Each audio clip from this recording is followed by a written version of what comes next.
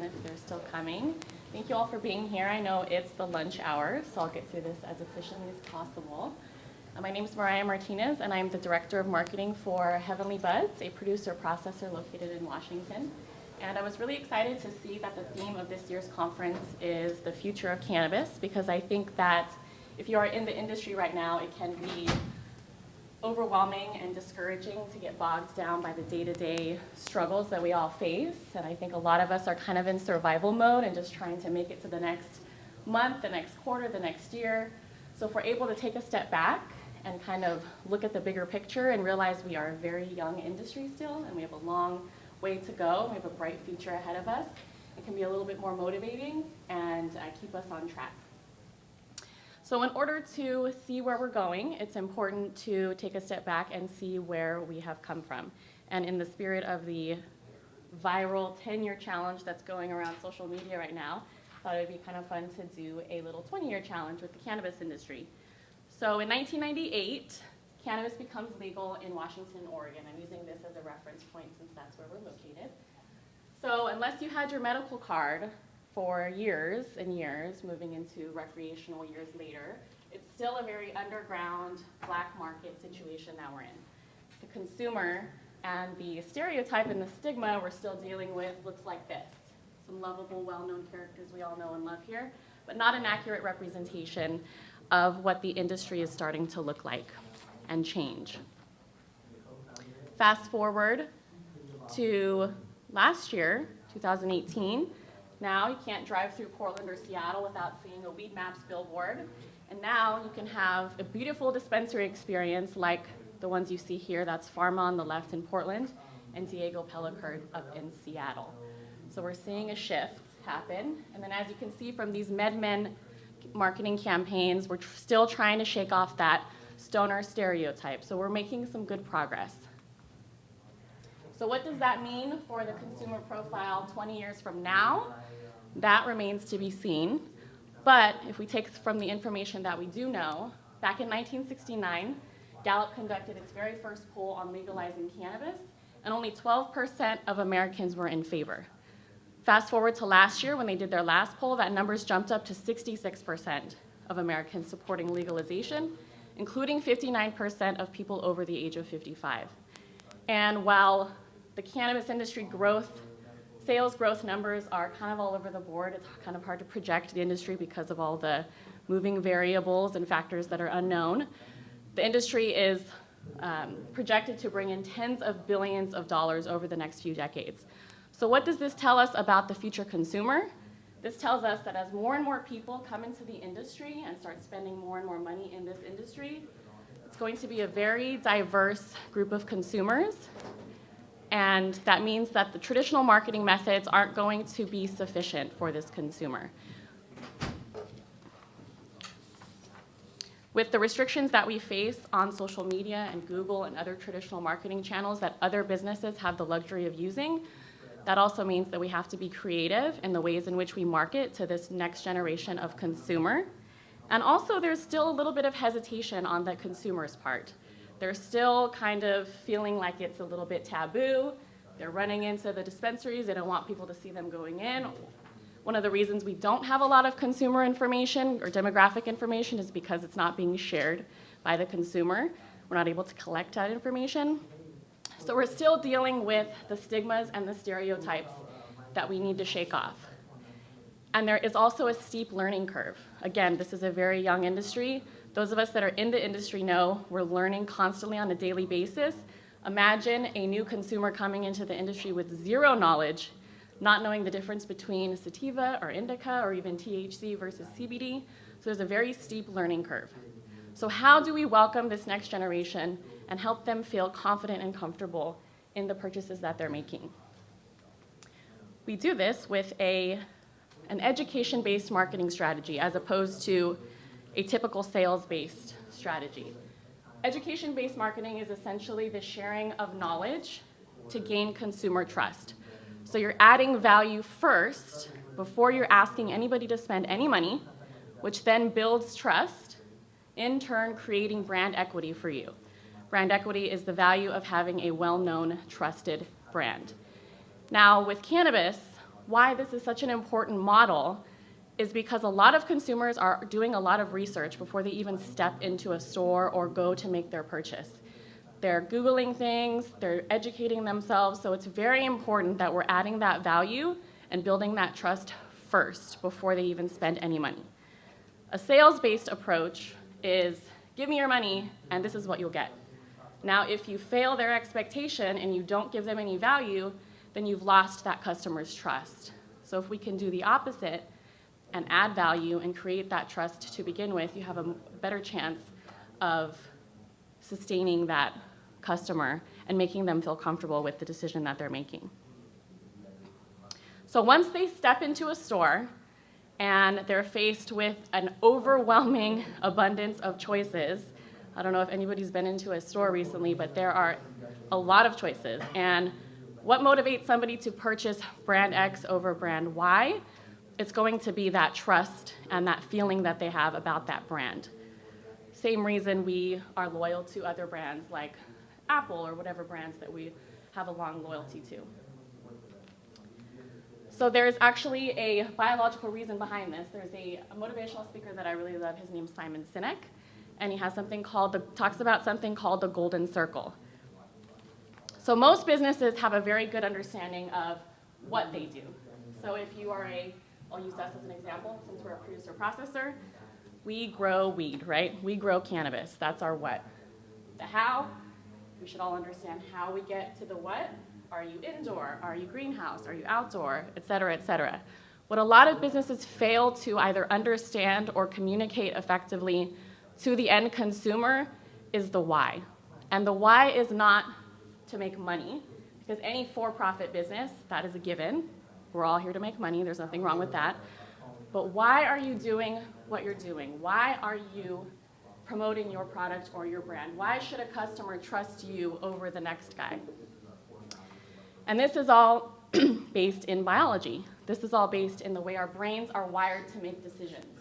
So we have what's called a neocortex part of our brain. It's the most newly formed part of our brain.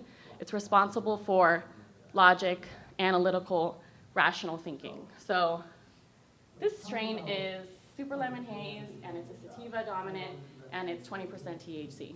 It's very black and white, right? The limbic part of our brain is the part of our brain that deals with emotions.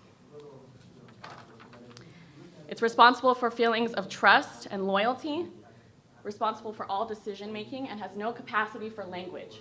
So that gut feeling that we get, or that intuitive feeling that we get, is the result of this part of our brain. And because it's responsible for decision making, that means that all the decisions that we make, whether we'd like to admit it or not, are based on an emotion, based on a feeling of trust, whether that's conscious or subconscious. That is how we make our decisions, not based on, you can throw statistics at somebody all day long, but at the end of the day, they're going to make the decision based on a feeling that they have. So back to that customer that walks into that store, you can read them the back of every label of every product in that store, but ultimately their decision is going to be based on the brand that has built that trust and added that value for them. So as it relates to education-based marketing, if we're able to appeal to that part of that customer's brain by building that trust and adding value with education-based marketing strategies, you have a loyal customer. So what are some ways we can implement this in this industry? One of the ways is content marketing. We all know that content is king. If you have information, if you have the knowledge, get it out there. It has never been easier for any of us to create content. You don't have to be a professional writer. You don't have to be a professional videographer. We all have a video camera and a regular camera at our disposal on our smartphones. So get the content out there. Distribution channels have never been more abundant. You can post your content on Reddit, on Twitter, on Facebook, on Instagram, wherever that may be. Just get the information out there. I want to focus on the last three of these points because I think they're very powerful in this industry, and you may not automatically think of them as marketing tools. But product reviews, testimonials, and customer feedback, because of the legalities around the ways in which brands can promote their products. For example, as a producer-processor, we cannot legally tell someone this is going to help you sleep better, or this is going to help you with your anxiety. But you can do that, and you can do that, and you can do that. And if that's shared among people, that is marketing for you right there. And as humans, we generally trust our peers, our friends, our family, more so than what a brand or an advertiser is going to tell us. So really get those reviews, get those testimonials for your product, whatever that is. And also, we live in an era where we can get instant feedback from people. And don't be afraid of any and all feedback.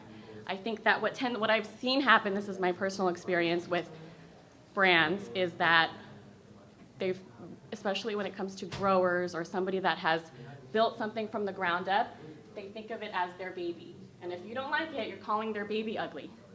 So then, right? But we can't improve if we don't know what we need to improve on. It's like when a tech company releases an app. The engineers can build the app and test the app over and over and over again until they think it's perfect, but until they release it, that's when they find bugs. That's when they get user feedback, and then they can iterate and make it better and better. So that customer feedback is critical. Now, as with everything, there's a dark side to everything, and we also live in a world of fake news, right? There's a lot of content out there. We are over-informed and undereducated. So make sure that the content that you are putting out there is accurate, first of all, relevant, and is adding value. It takes years to build a reputation, and it takes a split second for that reputation to get destroyed and for you to lose that consumer's trust. So just be aware of the content that you're putting out there and make sure that you are saying the right thing, because again, this industry is not federally regulated, so anybody can go online and post their opinion, and people can believe that it's the word of God when it isn't. So it takes a little bit extra effort on the consumer's end to sift through all of that content and make sure that it's accurate. So let's do our part on our end to make sure that the information that we're providing is accurate, relevant, and adding that value. Next is influencer marketing. So we all know the power of the celebrity endorsement, right? Michael Jordan is one of the most famous celebrities in the world. He changed the game when it came to brand partnerships and celebrity endorsements. Anybody could be like Mike if they wore Jordans. Influencer marketing is similar, except an influencer doesn't necessarily need to be a celebrity. It can be anybody that has the attention of your target demographic. So it can be a thought leader. It can be an industry expert. Pretty much anybody that has a captive audience, and that the message that you're trying to get across will get to that audience as well. Now, as with content marketing, there is a dark side to influencer marketing. We are in an era of the Instagram celebrity, or the Instagram influencer, the Instagram model, right? We all scroll through Instagram and see people promoting products that we know very well they're not even using themselves. So I don't know if anybody's watched the Fire Festival documentary on Netflix. If you're in marketing, I recommend it. But that is a perfect case study on how that kind of influencer marketing can go terribly wrong. So again, this isn't just sticking your product into the hands of somebody that has a certain amount of followers on social media. Have a set of clear goals, have a strategy, make sure that you're identifying the right influencers to use, because if your target demographic is a 45-year-old woman that is dealing with medical issues and your influencer is a 21-year-old male who's in perfect health, that's not really going to resonate with her.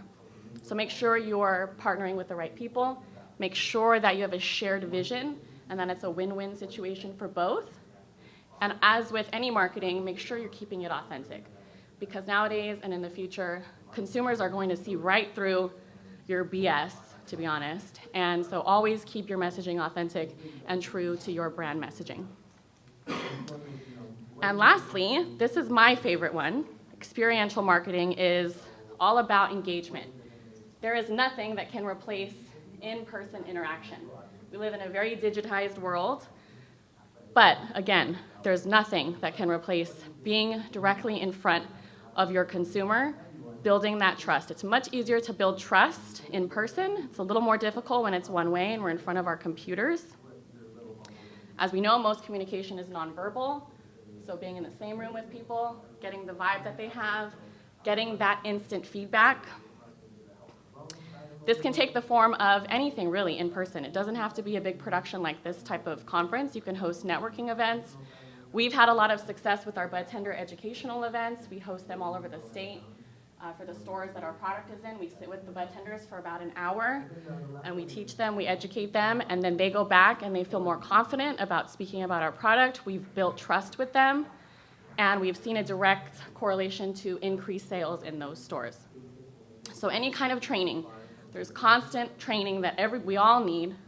We're a very tightly knit ecosystem, and however we can share education and information, do it. Doesn't have to be specifically for one segment of the industry.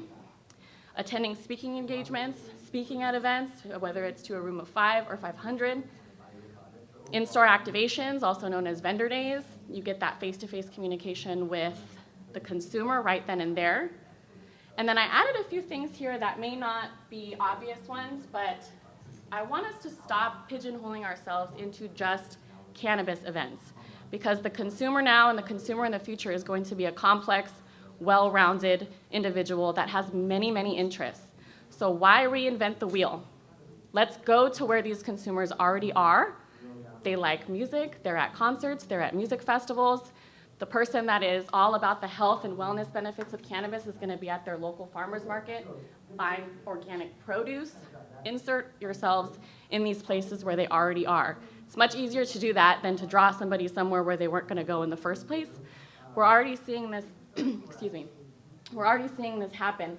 This picture here is from an event in San Francisco called Outside Lands. It's a great event every August in Golden Gate Park. And they just added a section of the festival called Grasslands. So it's a 21 and over cannabis experience where brands can come and activate and get that face-to-face interaction with that consumer. So they're there, they're out there, let's go to them. And the future consumer is going to want a highly personalized experience. They want things that are tailored to their needs and their wants. So we need to start thinking of the consumer in the future, not even just the consumer right now. Because if you look at the industry as a human, recreational legalization didn't begin until 2012, which means if we are a person, we're only 6 years old.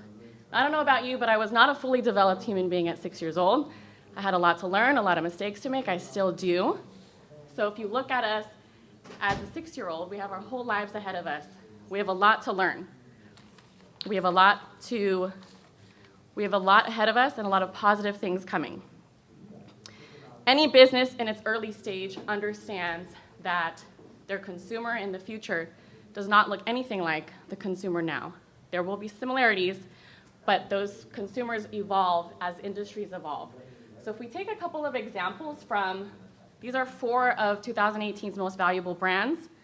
I'll just go through this really quickly. Amazon from 1994 to 1998 operated as an online bookstore. And this is what their homepage looked like, right? Cringeworthy now, right?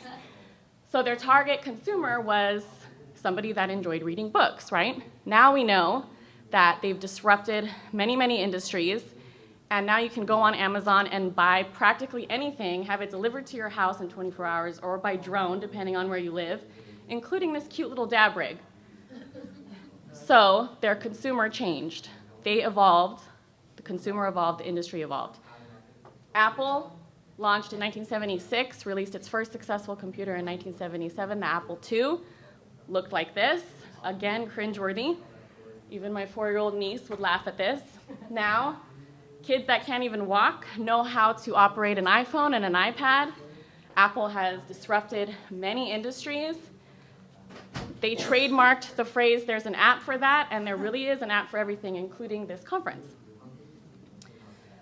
Google launched in 1996 as a way to better organize search results. Their first homepage looked like this. Now, as we know, they have disrupted many industries like the previous examples, and you can go on YouTube now and teach yourself how to grow weed. And lastly, Facebook launched in 2004 as the Facebook only for Harvard University students as a way for them to network and connect. They then launched to other universities. Now, as of last October, cannabis businesses can get that coveted blue check mark that says that they're a real business, which in turn gains consumer trust. And as you can see here, they have upwards of 6 million likes. So the purpose of that is not to take a walk down memory lane and give you a history lesson. It's to show that these brands that are some of the most well-respected brands in the world, had a very different consumer when they started, had a very different product when they started. But the reason they've been able to stand the test of time is because they've evolved and they've adapted and they had the foresight to adapt to the new consumer that they knew was coming down the road. So just like in sports, we need to go where the ball is going, not where it currently is. We need to start focusing on not the consumer that used to be or even the consumer that is, but who is that consumer going to be in 10 years, 20 years, 30 years, 40 years. I will leave you with this quote from one of my favorite entrepreneurs, Gary Vaynerchuk. He did an interview with Dope Magazine about the future of cannabis, and he believes that in the future, cannabis companies will be influencing the way other brands market their products. Because we're full of young, innovative risk takers. If you are in an industry that's federally illegal, you are automatically a risk taker, whether you think you are or not, right? So whether or not your job title has the word branding or marketing in it, if you've chosen to be in this industry, whether that is a business owner, a bud tender, a consumer, or simply somebody that's passionate about this product, we are all walking, talking, living, breathing advertisements and billboards for this industry and this business. And it's our responsibility to educate people and use the knowledge that we have to help the new people that are coming into the industry, help them with that learning curve, and start thinking of ourselves as a legitimate industry. Even though we're not federally legal yet, we need to start thinking and acting and marketing as if we were.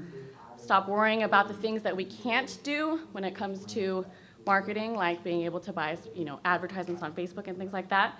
And let's focus our energy to the things that we can do. And if this prediction rings true, someday in 10, 20, 30 years, somebody will be on a stage somewhere talking about how the cannabis industry changed the game and changed the way people market their products. And with that, I will open it up to questions, if anybody has any questions. No, nothing? All right. Well, thank you. Thank you.